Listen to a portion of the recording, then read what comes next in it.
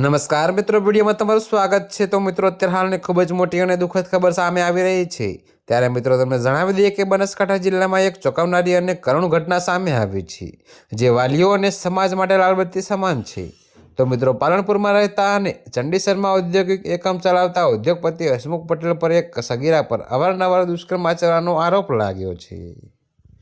જી હા મિત્રો, તો અત્યારે હાલની આ ખૂબ જ મોટી ખબર છે। ત્યારે મિત્રો, આરોપીએ સગીરાને ભોળપણનો લાભ લઈને તેને શાળામાંથી વાલી તરીકેની ઓળખ આપીને લઈ ગયો હતો અને પોતાના ઔદ્યોગિક એકમમાં તેનું શોષણ કર્યું હતું।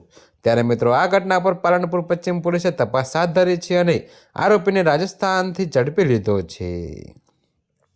જોકે મિત્રો, ઘટનાની વિગતો અનુસાર હસમુખ પટેલે સગીરા પર નજર બગાડી અને તેને શાળામાંથી લેવા માટે વાલી તરીકેની ઓળખ આપી હતી। જોકે શાળાના સ્ટાફે વાસ્તવિક વાલીને જાણ કર્યા વિના જ તેને આરોપી સાથે મોકલી દીધી, જે શાળાની ગંભીર બેદરકારી તરફ ઇશારો કરે છે। જોકે મિત્રો, આરોપીએ સગીરાને પોતાની કારમાં બેસાડીને ચંડીસર જીઆઈડીસીમાં આવેલા પોતાના ઔદ્યોગિક એકમ પર લઈ ગયો અને તેની મરજી વિરુદ્ધ દુષ્કર્મ આચર્યું।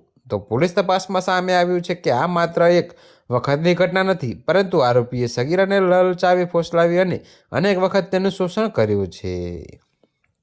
ત્યારે મિત્રો, આ ઘટનાની જાણ સગીરાના માતા પિતાને થતાં તેઓ તાત્કાલિક પાલનપુર પશ્ચિમ પોલીસ મથકે ફરિયાદ નોંધાવી। જોકે પોલીસે હસમુખ પટેલ સામે દુષ્કર્મનો ગુનો નોંધીને તેને પકડવા માટે તપાસ શરૂ કરી। જોકે મિત્રો, ઘટના બાદ આરોપી રાજસ્થાન ભાગી ગયો હતો, પરંતુ પોલીસે તેને ત્યાંથી ઝડપી લેવામાં આવ્યો છે। ત્યારે મિત્રો, અત્યારે હાલ માટે આટલું જ। મળીશું નવી અપડેટ સાથે। અને જો તમને અમારા વિડીયો પસંદ આવતા હોય તો વિડીયોને લાઇક, કોમેન્ટ, શેર અને અમારી ચેનલને સબસ્ક્રાઈબ કરવાનું ભૂલતા નહીં મિત્રો।